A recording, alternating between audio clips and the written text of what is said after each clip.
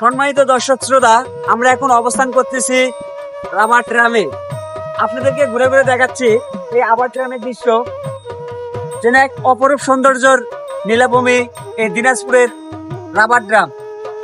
দিনাজপুরে যখন পা রাখলাম তখন চোখে পড়লো এক সুন্দর দৃশ্য, যা একে অন্যকে ছুঁয়ে যায়। রাবার ড্রাম ব্রিজ একটা জায়গা যা আসলেই এক বিশেষ অনুভূতি সৃষ্টি করে। সেখানে নদীর পানির স্রোতকে ফোম দিয়ে আটকে রাখা, যেন নদী নিজেই শান্ত হয়ে গেল। কিন্তু ঠিক যেভাবে কষ্ট দিয়ে সে আবার হালকা স্রোতের মতো চলে যাচ্ছে, ঠিক যেন প্রকৃতির রহস্য। নদীর পানির স্রোতের সঙ্গে খেলা করছে কিছু মানুষ, যারা সারাদিন ধরে বড়শি দিয়ে মাছ ধরছে। কতটা ধৈর্য, কতটা ভালোবাসা মাছ ধরার সেই একটুখানি আনন্দে। এদিকে ব্রিজের দুধারে ছেলেমেয়েরা একে অপরকে নিয়ে ঘুরে বেড়াচ্ছে, হাসির গুঞ্জনে ভরে গেছে পরিবেশ। তারা যেন এক অদৃশ্য বন্ধনে জড়িয়ে রয়েছে, খুঁজে নিচ্ছে জীবনের ছোট ছোট সুখের মুহূর্তগুলো। হ্যাঁ, দিনটা বেশ সুন্দর। নদীর স্রোত আর মানুষের অনুভূতি একত্রিত হয়ে একটা কথা বলছে, জীবন চলতে থাকা আর স্রোতের মতো মিষ্টি। ব্রিজের ধারে দাঁড়িয়ে থাকা আমরা সেই দৃশ্য দেখে ভাবতে পারি, প্রকৃতি আর মানুষ যেন একে অপরকে খুব সুন্দরভাবে জড়িয়ে রেখেছে। যেন স্রোত আটকে মাছ ধরা যে আনন্দ, তা এইসব মানুষের জন্য সারা জীবনের প্রেরণা হয়ে দাঁড়িয়েছে।